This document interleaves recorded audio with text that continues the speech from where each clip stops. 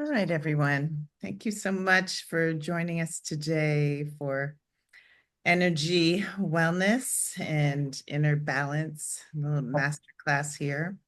With all that swirling around, I thought that, and today's the full moon in Taurus.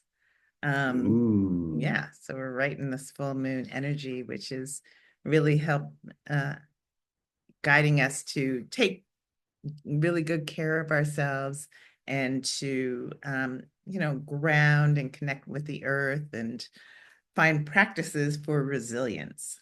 So thought I'd go through some of our amazing techniques that we love to share, and they can be super helpful, and then we can open it up for any sharing or other ideas that you might use for your own inner balance and wellness journey.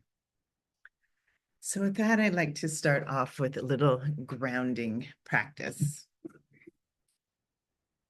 So, just take a moment and sit up and lower your eyes, turning your awareness within. Begin to follow your breath as it goes in and out.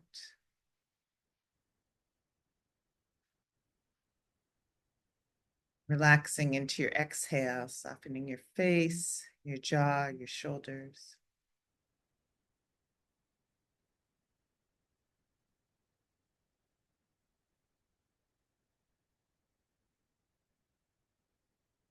Deepening your breath into the area of your heart.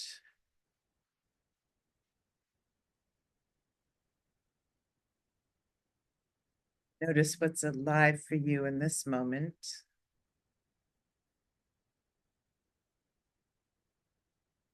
And setting an intention for this time together.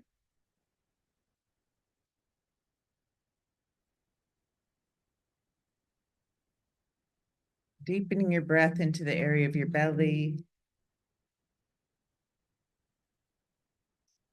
Allowing your belly to be soft.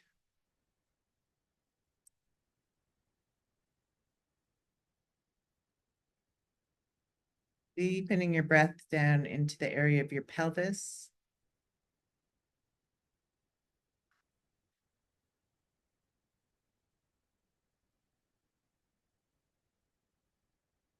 And into your root chakra, and specifically that space between the anus and the genitals, the perineum point.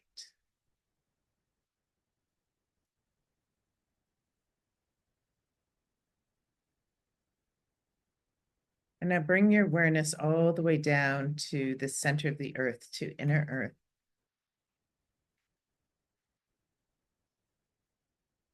Just notice what inner earth is wanting to reveal to you in this moment.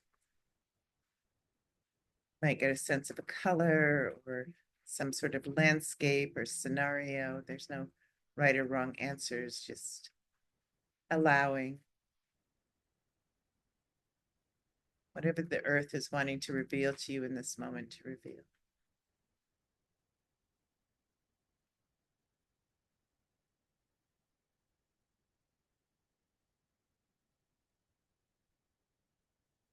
And now bring your awareness back to your root chakra, that perineum point, space between the anus and genitals. And let's send down a brand new grounding cord and invite you to explore grounding in this way. This grounding cord can look like a tube or rope or root, whatever you want it to look like. Just make sure it's really well connected at your root chakra and all the way down to the center of the earth, the crystalline iron core of the earth.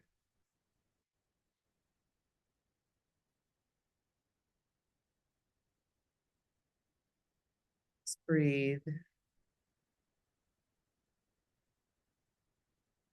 Noticing how it feels to be grounded in this way. Noticing any shifts in your energy.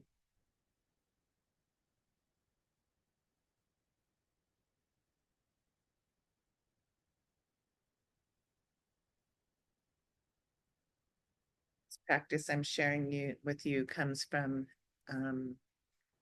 the teachings of the ancient Essenes. I'm an Essene minister, and this is part of the energy wellness practices that we do. So, giving you some of the foundational work that I've been using for over 20 years.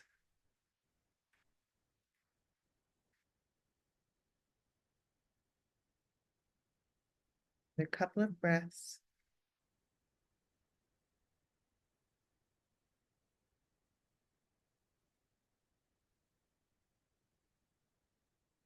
As you're ready, just kind of shake it out and open your eyes and come back into the space. And I would just like to get a couple of sharings. You can either type in the chat or unmute yourself, and just let me know how that practice was for you. What did you notice? How do you feel?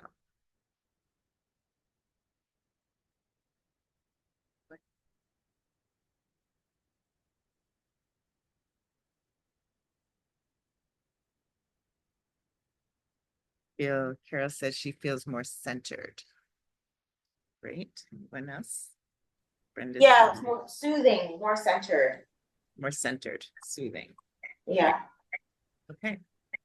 Nice. Well, we are here on this physical earth plane, and you ground in this way. It's kind of like tethering you to the center of the earth.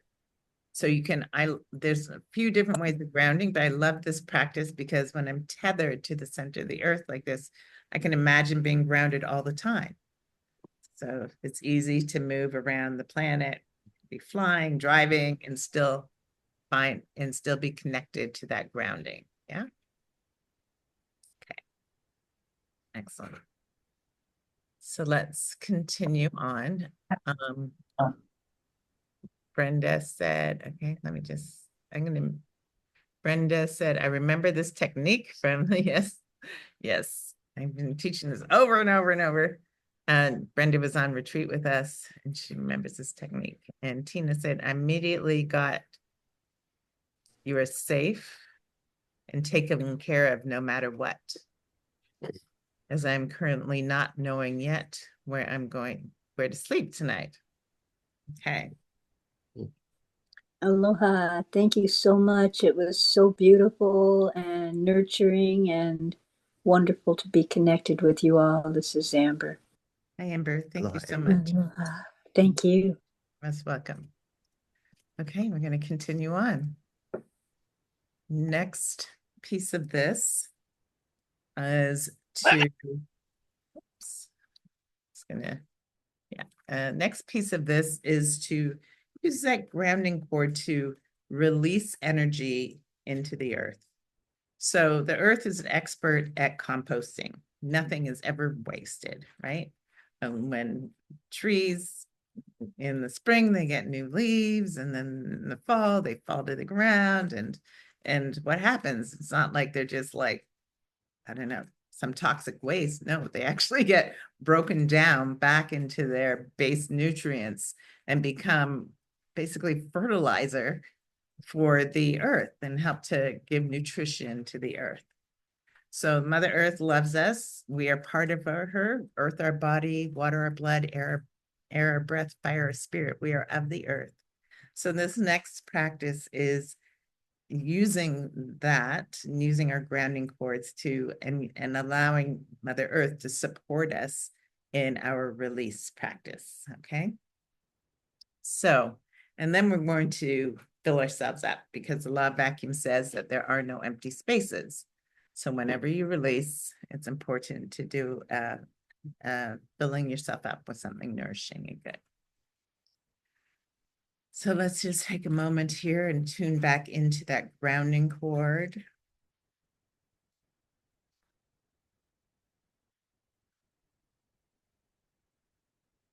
You can even give yourself a fresh new grounding cord. It's always nice to practice creating new ones until you're always connected and grounded in this way. So the next, I want you to release any energy that's ready to be released mentally, emotionally, physically, spiritually, down that grounding cord, and just allowing, not efforting. And energy follows awareness. So as you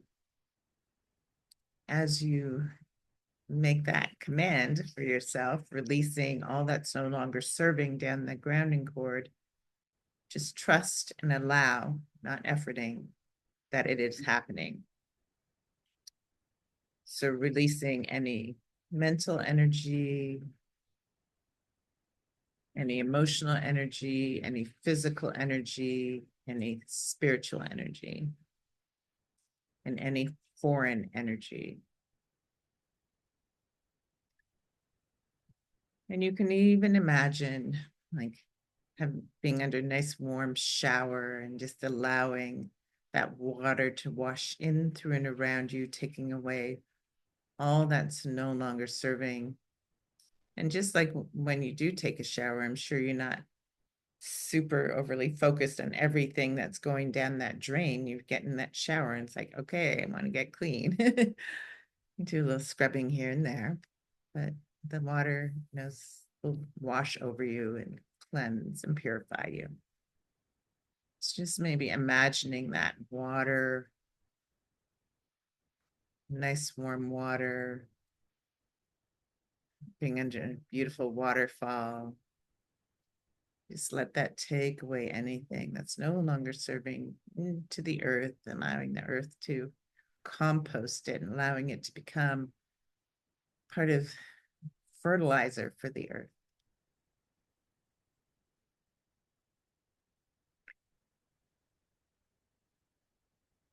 Breathe.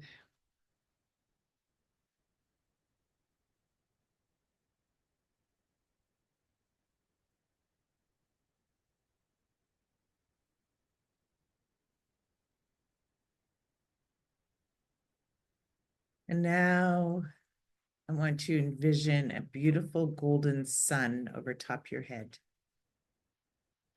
And into this golden sun, we're going to call back all of our energy. Calling back like a magnet, sun being magnetic. So imagine it magnetizing all of your energy, all parts of you back to you.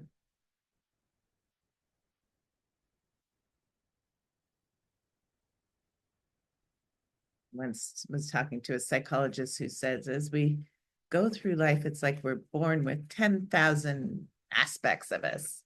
And as we go through life and have disappointments or hurts, or sometimes we kind of dismember little parts of us, leaving them back, shame or guilt or trauma. But now it's time to recollect all parts of us so we can be in our fullness. So calling in all parts of you, calling in your higher self and your inner child, the wise elder, and the mystic, and the adolescent, the maiden, the mother and the father, the empress and the emperor,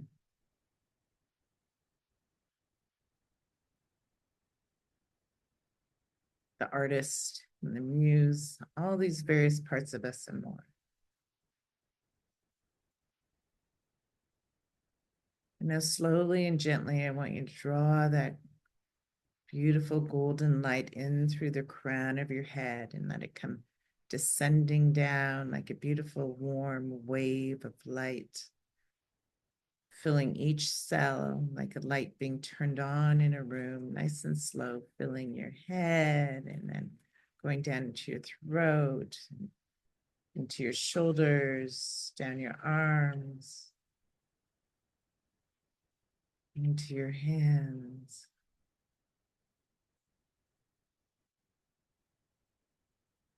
And let it go down into your chest, nourishing your heart, And filling your lungs. And going down into your diaphragm and belly, nourishing and rejuvenating each cell like a light being turned on in a room. And continuing down into your pelvis, moving into your upper legs and your knees, down into your lower legs and feet.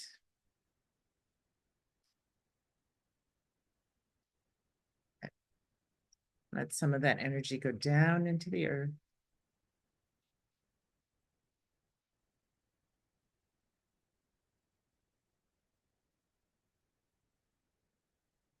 Breathe into the light.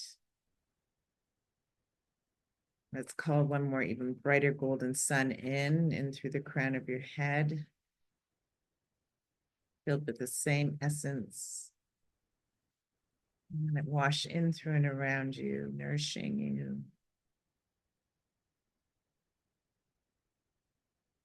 Restoring you. And let that continue down into the earth.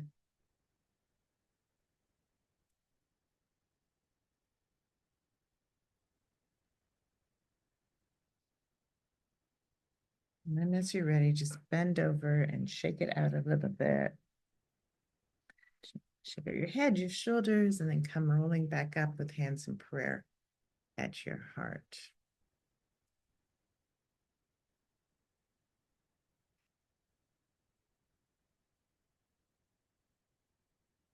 And as you're ready, you can gently release your hands and open your eyes. And great. I would love to hear how that practice was for you. A couple of people want to chime in. Any questions? Everyone get it? Anyone have any issues around that? Let me see. Marie, welcome, Marie. You can watch the replay for the beginning of this. Carol's saying people in your neighborhood put their leaves in plastic bags. Yeah. Ooh. Okay. Well, if you go to the forest or they're just falling to the ground. We have a green waste place in our dump. So they actually, we haul all our green waste over there. They create good fertilizer. Compost.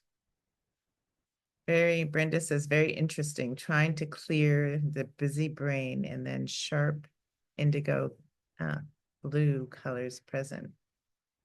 Okay, nice. Indigo is the color of the brow chakra. So maybe you kind of cleared some things from your brow chakra, and that seems interesting. Or you said, related to your mind. Tina, wonderful experience. Felt the light going through you and building up around you. Great. So this little simple practice can be super helpful. Like I said, I've been doing it for 20 years in creating, in grounding you, in creating presence. As we follow the breath, it brings us into the present moment and can help to instill a place of feeling more calm and secure and safe in your space. So I encourage you to practice that often. And I would say to start, I always like to guide people into practicing creating a grounding cord first thing in the morning. That's great. And then again at around sunset until you feel like you're always grounded, okay? Always connected. And then if anything, energies come up, you can just release them down the grounding cord and fill yourself up with a beautiful sun. All right, so let's go next to a little short breath practice, and then we're going to talk about empathy and self-empathy. So I invite you to lower your eyes one more time. Just follow your breath as it goes in and out. Maybe place your left hand on your chest, on your heart chakra. And they say if you're able to follow your breath, it brings you into the present moment. You can't be actually dwelling on the past or thinking about the future if you are following your breath moment by moment.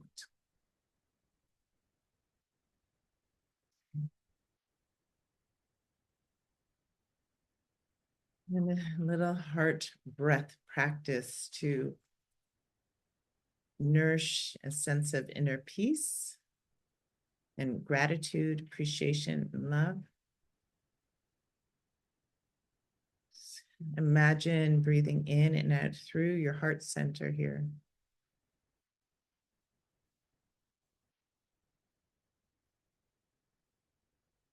I want to read this to you. Fear pulls us into the future. Peace resides in the now. Practicing mindfulness helps you to gently return to this moment, grounding your awareness in your surroundings.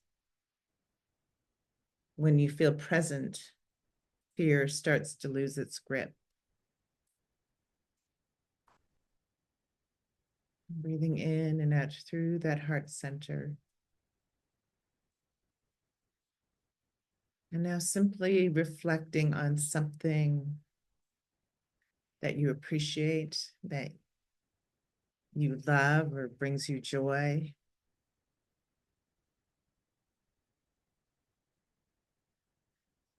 Could be the scent of a flower, or taking a walk in the woods, or going to the beach, or being with a loved one, or singing or dancing. And allow yourself to really reflect and bring up those feelings that it elicits. And see if you can grow those feelings even more. Sense of joy, appreciation, love.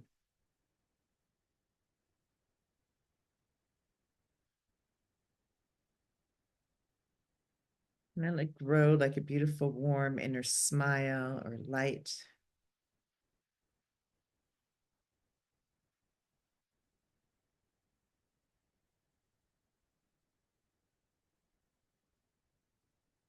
And see if you can now spread that energy, that sense of love, joy to all parts of you, to all of your cells.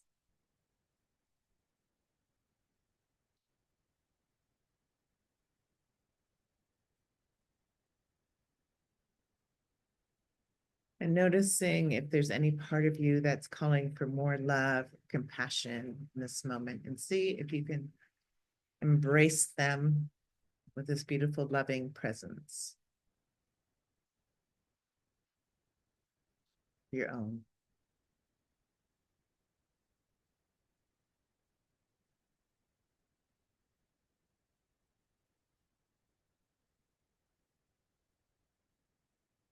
Couple more breaths here.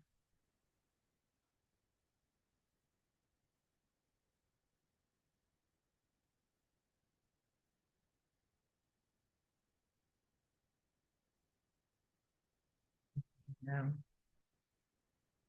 you can release your hand, and I want you to fill yourself up with another beautiful golden sun. Call that golden sun enter over top your head, calling in your highest creative essence. And draw that essence in through your crown. Again, let it come spiraling in through and around you, completely filling you with light and love and the brilliance of who you are.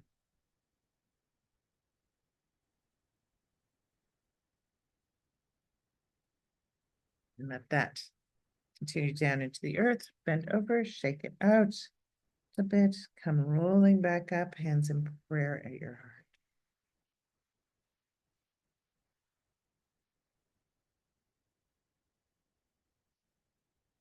smiling into your heart, and allow that inner smile to rise up and show up on your face. And then release your hands, open your eyes. And again, let's just tuning in. How is that practice for you? The heart breath, heart coherence.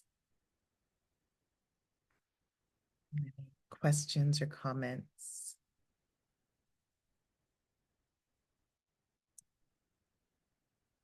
Everyone feeling good? Thumbs up? Yay. Okay, fantastic. All right, so from here, let's talk about empathy and self-empathy. And maybe, Donnie, you want to share about empathy?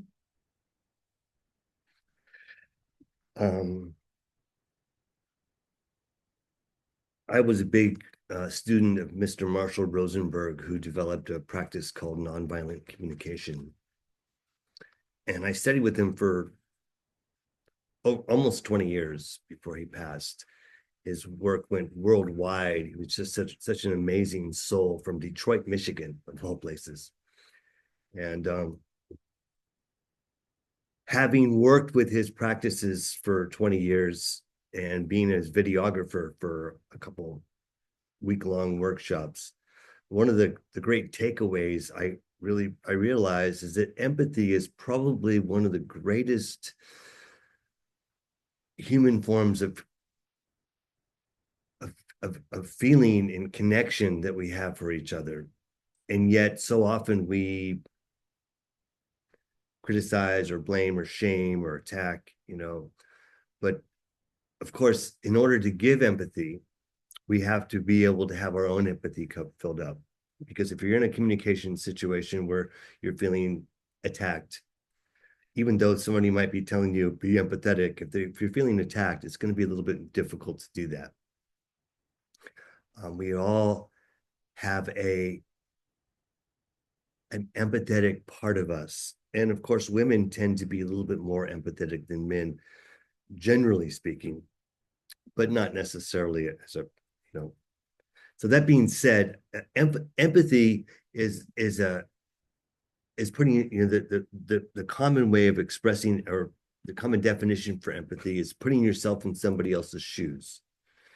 Because truly, if the world had more empathy, it would be a more peaceful, kind, considerate place. Because it's just the nature of humanity to want to practice reciprocity and kindness, and yet that doesn't always happen in this world. Sometimes we feel attacked, or we feel judgmental or critical or crucial, and these emotions don't help us connect with others.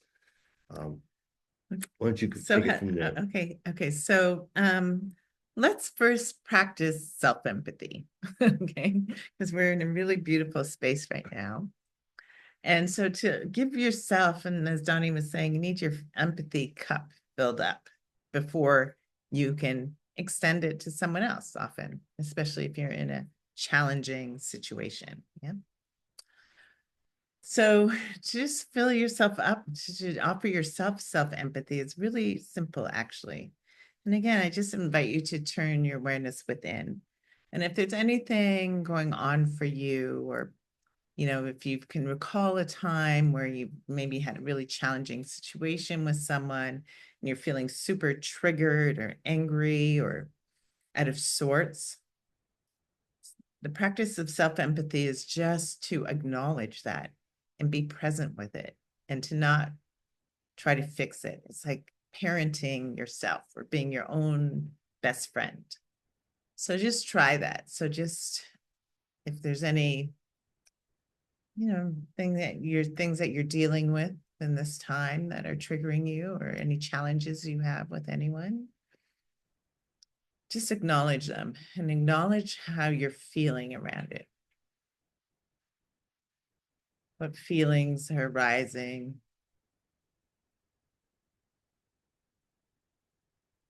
And can you be there for yourself? You don't have to try to fix yourself. You can say, hey, it's like, hey, Heather, okay, I'm feeling sad. I'm feeling so super frustrated right now with this person. Kind of feeling angry. Yeah. Um, and breathe.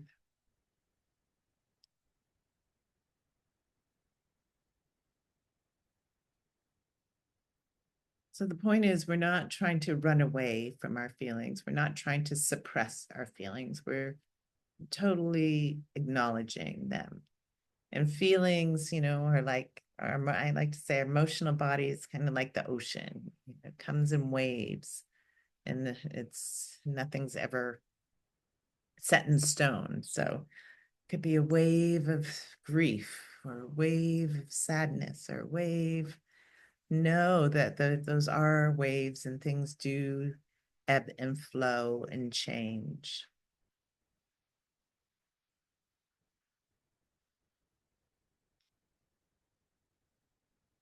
And from that very loving place that we've created, just offering yourself even a little bit more empathy and understanding.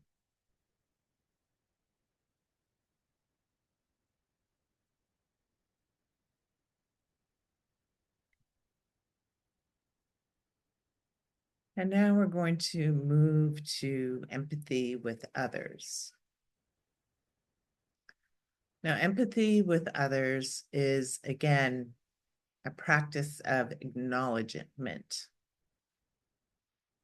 You don't have to try to fix the person or fight with them or correct them. It's like you're walking alongside of them. So if someone is, feeling sad or has anxiety, or it's acknowledging that.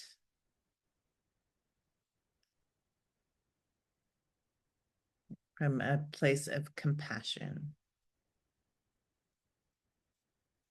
And if someone has a difference of opinion from you that is totally triggering you, again, can you pause for a moment and just acknowledge maybe where they're coming from, or what their experience has been, or just that they're feeling whatever it is they're feeling. And then also acknowledge yourself for whatever it's triggering for you.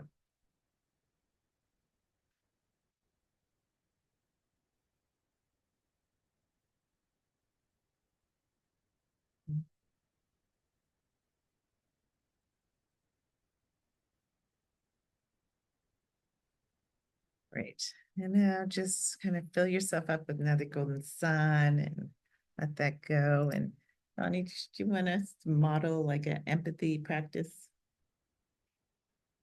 Can we? If you like. Okay. I'm gonna be. Can you offer me empathy in this moment? Before I do that, let me just make a statement that the empathy, the textbook definition is putting yourself in somebody else's shoes. But I like to point out that it's really an important practice to own that you don't know what people are necessarily feeling. You can't claim that you know exactly how they're feeling, but you can guess. So the empathy guess is something that where you're guessing that somebody's either feeling something or needing something. I'm guessing that you might be needing respect. I'm imagining that you might be feeling sad. That's said in a way that you really don't know, because how often have we thought we knew something only to discover that we didn't really know something. So when we place it as a guess, or I'm telling myself that you're frustrated right now, and I'm imagining if you're needing more care and consideration, is a lot different than telling me you must be frustrated and you obviously need more care and frustration. That's not coming from a very empathetic, place. empathy, you're trying to put yourself in somebody else's shoes, but it's really always a guess. You know, you could say, what? I'm imagining you're frustrated. Say, no, I'm not frustrated. I'm just feeling angry. Oh, okay. Well, tell me more. Gives us a lot more wiggle room to really have a stronger understanding of somebody, as opposed to trying to pigeonhole them into saying, you need more empathy, you need to practice this, you need to do this.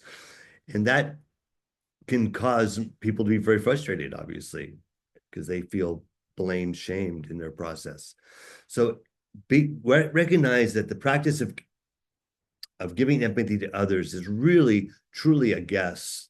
You don't ever really know anything. You can obviously make very strong guesses. You know, if someone's yelling, you can guess that somebody might be angry, or they might be frustrated, or they might feel despair. I mean, there's so many varieties of emotion, and they all have their own unique flavor to them, that it's important when we start to give empathy that we don't pigeonhole somebody into saying that you're angry. That's the problem. You're angry. Because, you know, it's possible they're not angry. It's possible they've got a lot of other things going on inside of them. And when you claim that they're this or that, that can cause a lot of frustration in the communication. The whole purpose of empathy is to create connection, not separation. It's not a blame, shame tool. It is a connection tool. Because if you ask sincerely, honestly, I'm wondering if I'm just imagining you might be angry right now. And I'm trying to have a better understanding of you. And I'm going to guess just maybe you need some more respect, or you need some more listening, or you need to be heard right now. That will probably give you more of a connective place than telling people what they're feeling, or telling people what they're needing. Because, you know, as I said, you know, we can all think we know things, but it's hard enough to know ourselves, much less think that we're here to know others as well. So how would you like to play this, Heather? Yeah, I think you did a great job explaining it. But Okay. I could, huh? Okay. But I'll take on a mood, okay? Mhm. All right. Okay.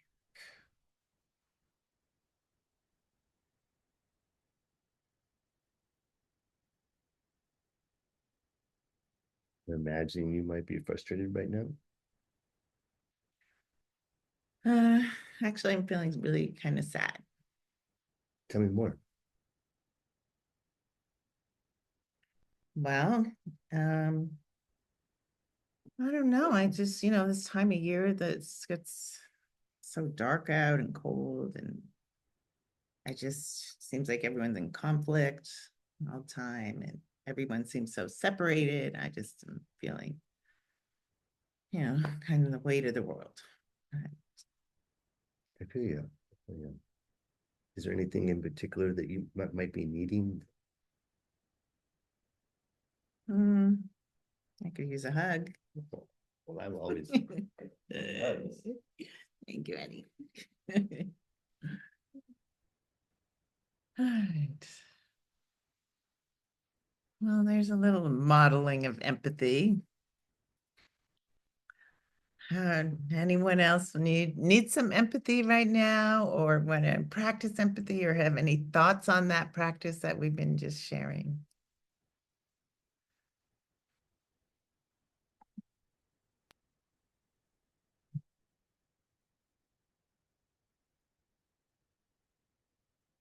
Oh, you need to unmute yourself, Amber. We look like you. Oh, there you go. I have a friend who's going through the last stage with another friend who has arranged for a maid. So I just give her space.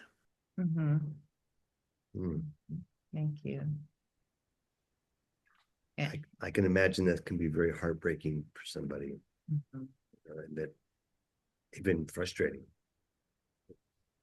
I noticed as I get older, I noticed more people who are no longer with us, you know, family members and friends, and it can be very hurtful to go through that. I pray she's going to be okay. Mhm. Be okay when she gets to the other side. It's just a process of waiting and I don't know when it's going to happen, but it's sometime in November. Okay. Holding space. And True. Carol says she loved that Donnie did not try to fix me, that and just listened. Listening is a key. Yeah, that's the key to key part of empathy is kind of more reflective listening. So it's reflecting back what I said. You know, or what, and then Donnie did a great job of that. and I want to add, having done a lot of relationship coaching with people, and that males tend to want to fix things generally. There are plenty of females that do the same thing, trust me, but males on a generality tend to want to be fixed. They want to fix the problem. I mean, that's why they're in the garage fixing things. On the other hand, women have a strong need to be heard.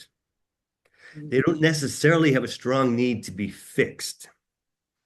So one of my adages that I like to tell men and people in general is that it's really important to really, that the one thing I would recommend for everybody is tell me more. That is a great phrase because you're always wanting to have more info. It's better to get information. A woman or even a man is unlikely going to want to hear your advice, your fix, unless they fully feel heard. Tell me more. I really want to understand this. And when she or he says, that's about it. Then you can ask, not tell. You can ask, wow, thank you for sharing that. That was so powerful. I have some thoughts on it. Would you be willing to listen to them? Now, if he or she says no, then don't waste your time because obviously, oh, I'm going to tell you anyway. My ego says I have something important to share. No, that's not what it's about. You want to get people to buy in. If you really feel that you have something worthy of sharing, then ask them if they want to hear it. If they don't want to hear it, don't waste your time. It's, your ego is not so grandeur that you're going to be healing their lives because you have this pertinent information. If they're not willing to hear it, that's the truth of the matter. You could say, thank you for sharing that. I really feel like I do have something. Maybe I'll bring this up tomorrow if that would be okay. Then you're giving yourself an option. Maybe because maybe in that moment they just are unable to hear it, and they might be tomorrow. You don't have to jam it down their throat. You don't have to persuade them that you have the answer. It's really a matter of great listening and gathering information. And like I said, men generally have a strong need to fix things, and women generally have a stronger need to be heard than to be fixed. Now, there's nothing wrong with helping people if they need advice or they need information, and that's wonderful. That's part of, as we interact with humans, what we do with each other. But to assume that because someone's sharing something emotional to you, they're looking for a fix is a little presumptuous. I'll leave it at that. Okay. Amber. Aloha. Aloha. Thank you so much for that too, Donnie. I think the first time I heard about that was Men Are From Mars, Women Are From Venus. The whole thing about men want to fix, they come in and want to fix right away. And women really do need to be heard. Absolutely. First and foremost.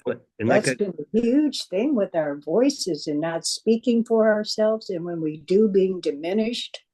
So that was huge. That was so beautiful to witness from the both of you. But what made me initially unmute was that you said, is there anyone who wants empathy? So rewind. Sure. Help me, please. Yeah, it's been just a difficult cycle. Recently, I sustained an injury. I fell, and a series of things around that, and just feeling isolated. But empathy is what I feel I most need right now, because I'm not even being kind to myself. There's almost that every time, and then this, and now on top of that, this, and that thing that just Who needs outside abuse when you can do it at home for free for yourself? We have wholeheartedly 100% agree. The human existence has its challenges along the way that continuously pop up.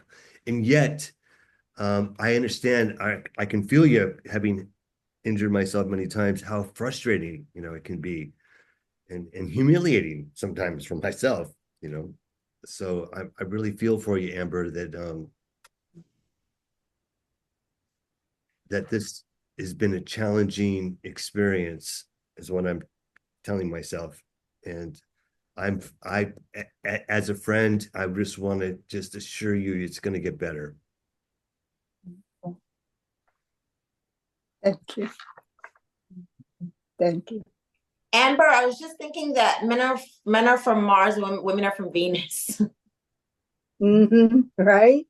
It Yeah. had me cracking up, but at 69, looking back on relationships, it often proved to be true. Yeah, yeah. But it's always warm to be here. I really appreciate it so much, the both of you, for this luscious sanctuary, a place that just being in the presence emanates healing. And that's most what I needed. We need each other. Yeah. I mean, I feel that it can be very, Thank you. life can be lonely, and these Zoom calls and any, our friends, our family are all great resources for us to really recharge, to self-empathize, to be in the presence of other souls. It can be very helpful. I mean, it's nothing wrong with being in your own, and I'm a rabbit, so I like my little rabbit hole. I can go down, hide out, but we do need each other. Not only do we have a need to be heard, we have a need to be seen. We have a need to express ourselves. We have a need to, really work. We have a need to show, to feel valued. I think after the whole eclipse season and all of that, so much intensity has been coming up. Today's super full moon is so auspicious and so powerful. And I really am loving being here. I'm so grateful for the grounding exercises. Really needed that, not just because I fell. You think that might have something to do with that? But after all, it's fall, right? Isn't that the season if you're in the northern hemisphere? But there's that thing about feeling like an imposter. If you're supposed to be the leader and I'm getting ready to do all this and that, and and I'm ready for the 11:11. No, you're not. No, you're not. You weren't grounded, so you met the ground a whole nother way. New cranial sacral, hit your head, hit your tailbone. So, and isolated. I have always, since I've been on Maui, I'm known as the lone wolf. But I was the cave dweller, in Chicago area where I was born. So really overcoming that and stepping into community and all that. And I love that when you claim something, at least as in my shamanic tradition, what I have seen often is that the exact opposite comes up immediately. Because it's like, hello, if you had dealt with this, you wouldn't be here now. You'd already be past it. So it's not like the opposite is coming up. It's just been trying to get your attention all along. And I guess the voice just gets louder until we finally become aware of it. And so I'm just grateful that there's this sanctuary of community, because that's what I have been claiming to really, I was calling myself the recovering lone wolf. And so it just feels good to let it all just fall. I suppose, no pun intended. Let it all just fall. That's beautiful, Amber. It is so important to this. That's another, I think, for energy wellness and self-care and balance, is finding your community, finding as people who you have feel sympathetic with or have a heart connection with, and you feel seen and heard and safe with, Yes. and super nourishing at this time. And we're all trying to recognize, like, we all go through these cycles. So sometimes we feel full of energy and it's like, okay, I'm ready to go and start something and see it all through. And sometimes, like, we're in the fall now, where it's time to rest and kind of rejuvenate and dream and Mhm. maybe not do so much. So recognizing those cycles, we could have those on a yearly basis or more on throughout our lifetime, or Moon basis. moon basis. So when those come up, yeah, and it's good to have great to have the community to connect back in with, for sure. Keep you, There's no synergy in one. yeah, moving forward. There's no synergy there, and it's just so wonderful. Thank you, everyone, for holding space. I really do feel your love. I really do feel your compassion, and I'm just grateful. Thank you so much. You're welcome. That is empathy, holding space. Yeah. That is a great word.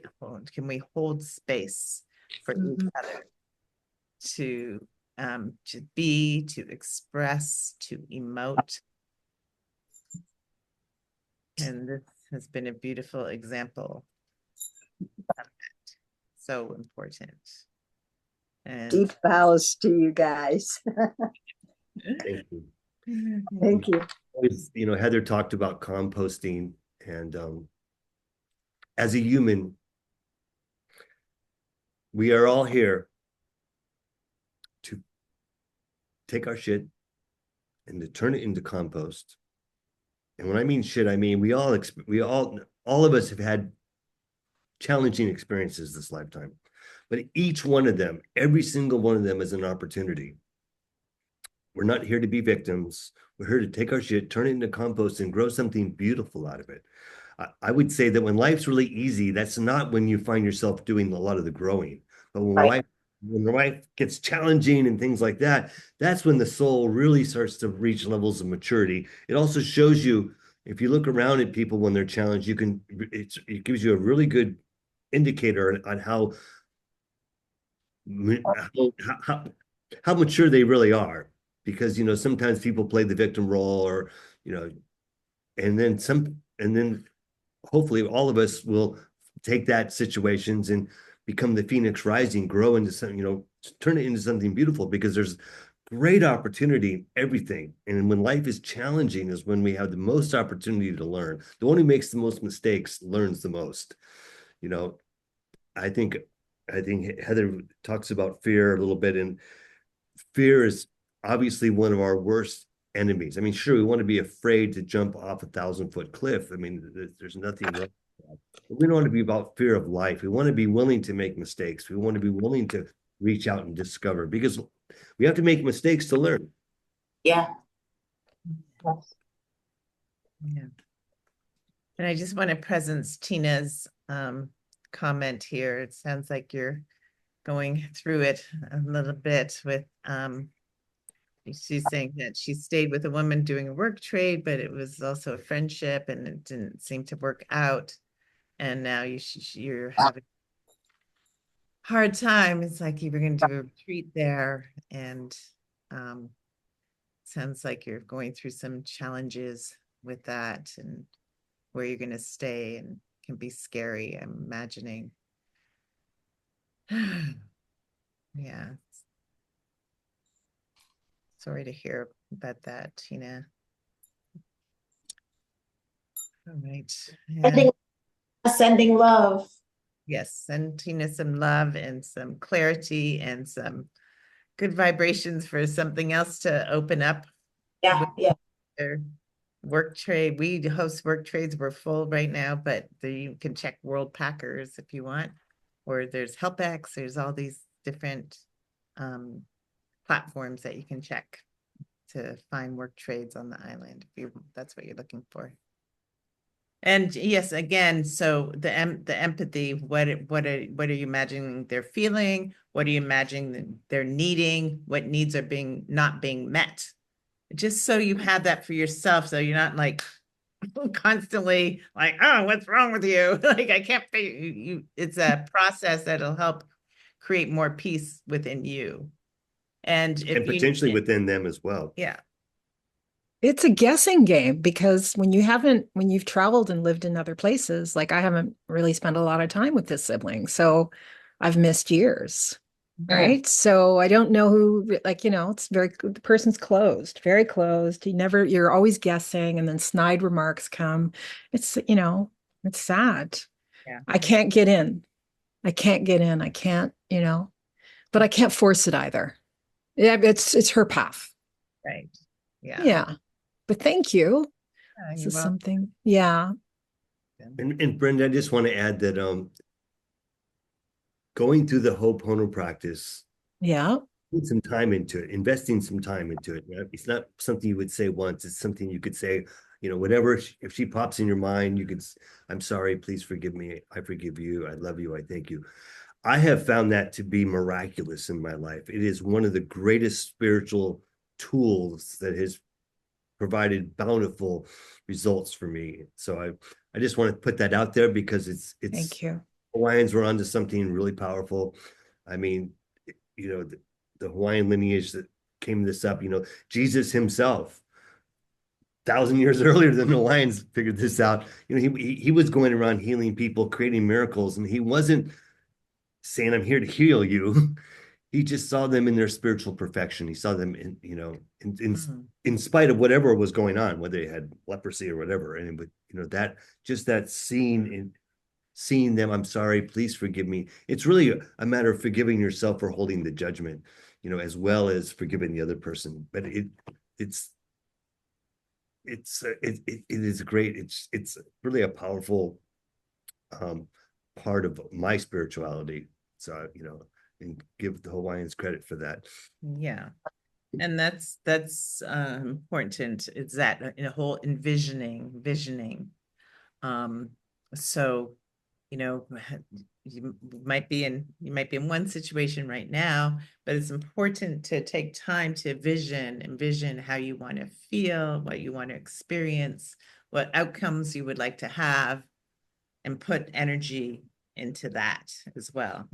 They say we only need to hold a vision for 70 seconds, and then we've created the energetic template for it to manifest. Yeah. And that means engaging all of your senses. Like, how does it feel? What is there? Smell, touch, sound, spend time doing that as well. Help. Thank you. Welcome. All right. So I just want to touch next on connecting with nature. We did a lot of energetic work connecting with nature, but also just being out in nature, taking a walk, connecting with the trees. There's something called earthing. I know a lot of people are in winter right now, but if you're in a place or can walk on the beach or stand on the earth, even barefooted, feeling the energy and the support of the earth.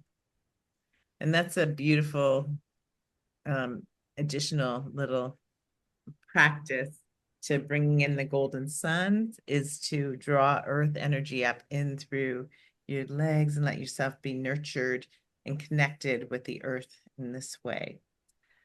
So let's just take a moment and go back to that practice. I'll review, and then we're going to add in running the earth energy. So moment to tune within and give yourself a brand new grounding cord. And then just releasing any energy down that grounding cord that's ready to be released.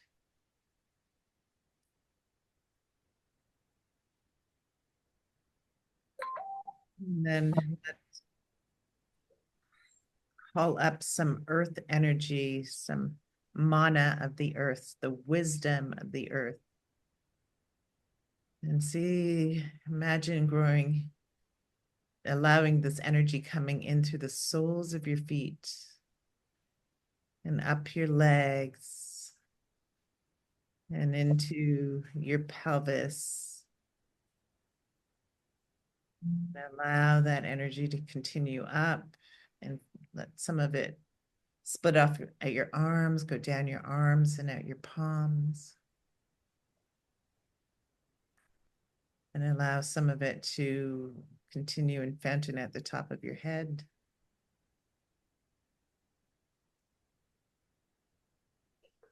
And feeling the quality of this earth energy and imagining being like the trees. Trees, you know, their roots suck up the earth energy and they draw it up in through their roots into their trunks and out their branches and leaves. Being nourished and sourced by the earth. And just as the tall trees grow stronger through the purifying fires of time, we too can grow stronger through these purifying fires of our time.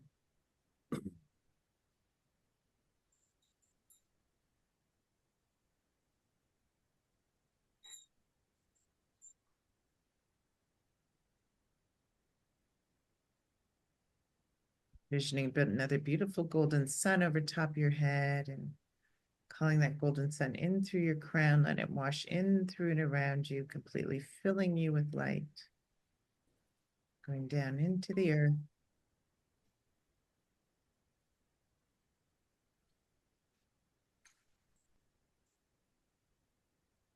And as you're ready, bend over, shake it out, come back with your hands in prayer at your heart.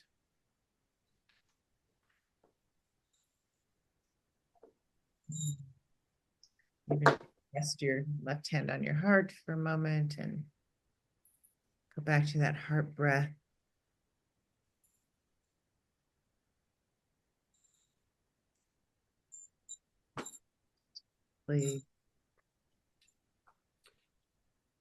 Reflecting on something that brings that you love or appreciate.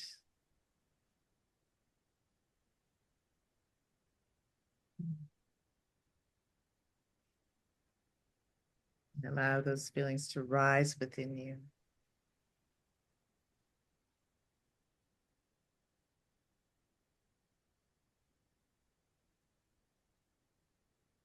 Good. Release your hand and open your eyes, and just love to hear how that running that earth energy was in addition to the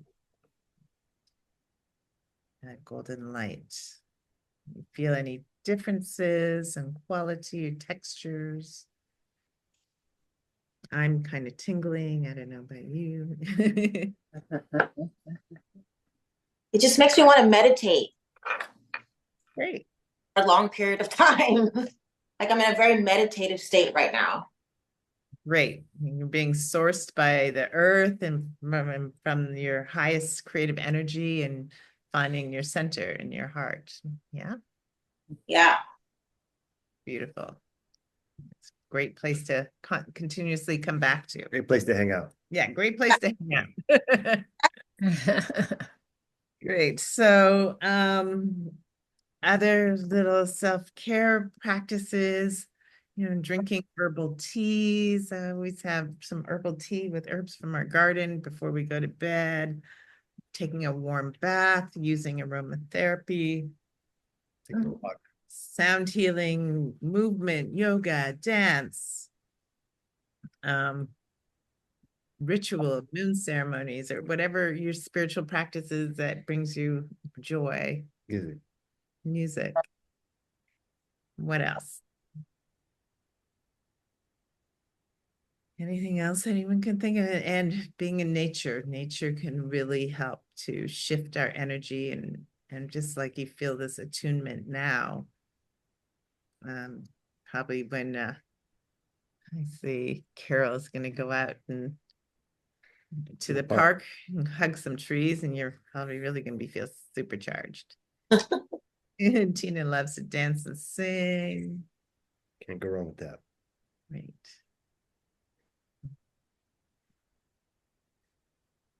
All right. Well, just to review everything that we've gone through today. And yes, we will be sending you this recording and we're going to edit it a little bit.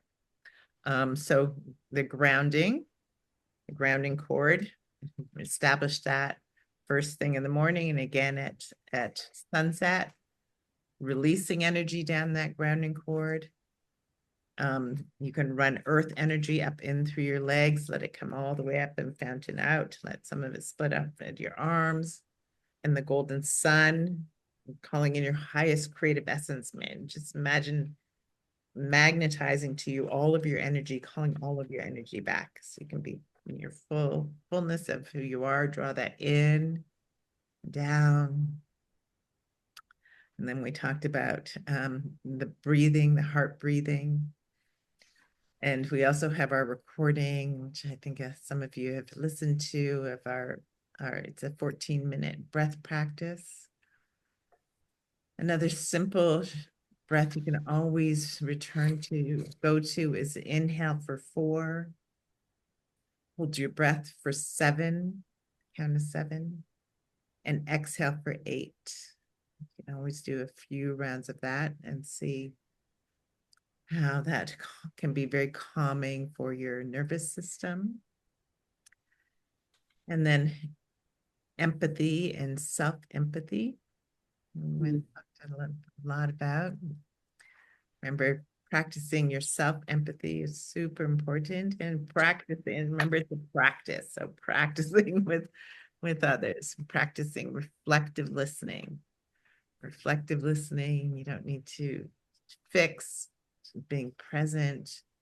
It's like you're walking along with the other person. How can you hold their hand and listen and be present and hold space, holding space.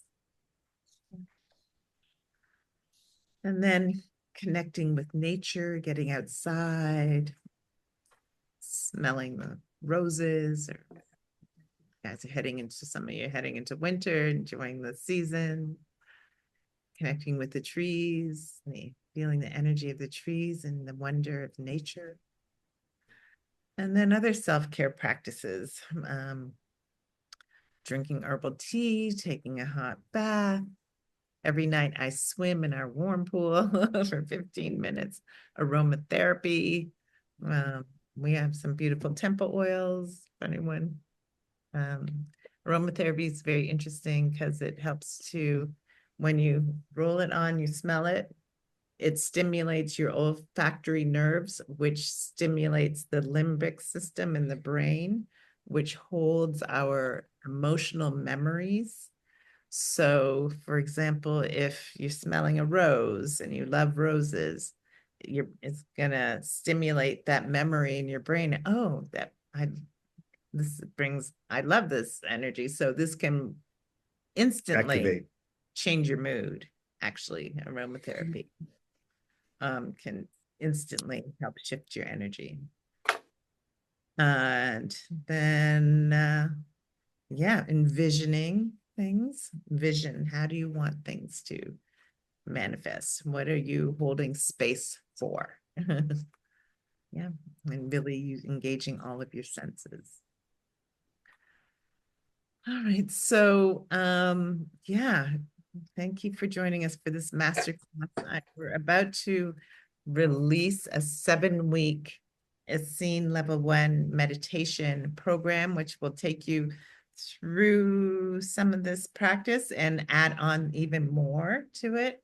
So we'll be sending that out in the next couple of days. If you're interested, it'll be a guided course, 7 modules. So if you're interested in our work and continuing on this path, please take a look out for that. I was going to say it's an integral part. We have ordained many ministers, priests, and priestesses over time, and it is part of the coursework that goes with that. So it's a foundational course. Yeah. but If somebody felt called to be a minister or a priest- priestess kind of thing, it's part of the work. It's very, very powerful. It's very helpful for anybody's life path, life guidance, and it's great work. Yeah.